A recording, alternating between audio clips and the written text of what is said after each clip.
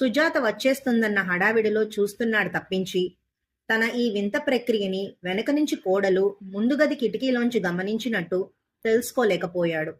ఎంతసేపు అలా గోడ పక్కన నిలబడి కళ్ళే చేతులుగా చేసుకుని వెతికాడో కూడా గమనించలేదు విశ్వనాథ్.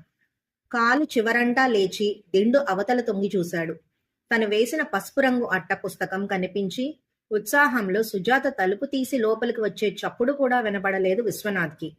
ఆ పుస్తకం తనదేనని నిర్ధారణగా చూస్తూ ఉన్నంతలోనే హఠాత్తుగా సుజాత బయట కొంగు తీస్తూ చీర మార్చుకోవడానికి కాబోలు పడగ్గదిలోకి అడుగు పెట్టడం కను చివర్లో కనిపించి గబుక్కున వంగున్నాడు విశ్వనాథ్. అప్పటికే ఆలస్యమైపోయింది. కదలకుండా అలాగే కూర్చున్నాడు కాసేపు. ఈ విడ్డూరాన్ని పూర్తిగా గమనించిన కోడలు మాత్రం నిర్ఘాంతపోయింది. ఈ వయసులో ఇదేం బుద్ధి? ఇంతలో పక్కింటి పడగ్గది కిటికీ కట్టెను సర్రున లాగిన చప్పుడు. సుజాతకి